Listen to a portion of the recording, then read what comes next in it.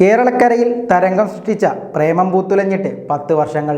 10 വർഷം മുൻപേ ഒരു മഴക്കാലത്തിൻ്റെ ആരംഭത്തിൽ യാതൊരു മുൻവിധികളുമില്ലാതെ അൽഫോൺസ് പുത്രൻ്റെ ഭാഷയിൽ പറഞ്ഞാൽ പുതുമയൊന്നുമില്ലാത്ത ലോകത്തിലെ രണ്ടാമത്തെ ചിത്രം റിലീസായി. പിന്നെ നടന്നതൊക്കെ ചരിത്രമാണ്. മലയാള സിനിമാ ലോകം കണ്ടതിൽ വെച്ച് ഏറ്റവും വലിയ ഹിറ്റ്, കേരളക്കരയെ കോരിത്തരിപ്പിച്ച പ്രേമം. കേരളം മാത്രമല്ല, സൗത്ത് ഇന്ത്യയും ഇളക്കിമറിച്ചു. സൗത്ത് ഇന്ത്യയിൽ പ്രേമമുണ്ടാക്കിയോളം ചെറുതൊന്നുമല്ല. മലയാളികൾക്ക് എന്നും അഭിമാനിക്കാവുന്ന ഒരുപാട് നേട്ടങ്ങൾ പ്രേമം കൈവരിച്ചു.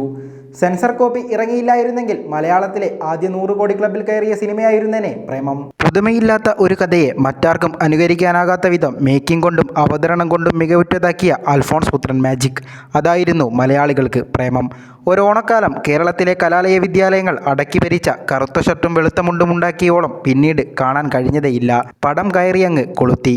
കണ്ടവർക്ക് പിന്നെയും പിന്നെയും കയറിക്കാണാനുള്ള എന്തോ ഒരു മാജിക് ആ പടത്തിലുണ്ടായിരുന്നു. അന്ന് വരെ മലയാള സിനിമ കണ്ട എല്ലാ റെക്കോർഡുകളും തകർത്ത് ഒരു യുദ്ധം ജയിച്ച പടനായകൻ കുതിരപ്പുറത്ത് ചീറിപ്പാഞ്ഞു പോകുന്ന ആവേശത്തിൽ പ്രേമം കുതിച്ചു പാഞ്ഞു. ഒരു ഘട്ടത്തിൽ മലയാളത്തിലെ ആദ്യ 100 കോടി ചിത്രം പ്രേമമായിരിക്കും എന്നുവരെ ഉയർന്നു.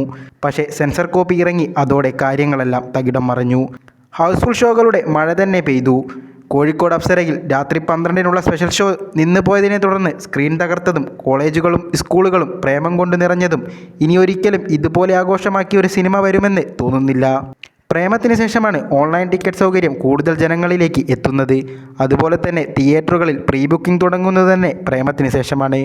അതിനു മുമ്പ് മാളുകളിൽ മാത്രമായിരുന്നു ഈ സൗകര്യം ഉണ്ടായിരുന്നത്. കാരണം പ്രേമത്തിന് മുമ്പ് ഇത്ര തരംഗമായ സിനിമ ഇറങ്ങിയിട്ടേയില്ല എന്നു തന്നെ പറയാം. 10 വർഷം കഴിഞ്ഞിട്ടും പ്രേമം ഇങ്ങനെ പൂത്തു തളിർത്ത് നിൽക്കുന്നു.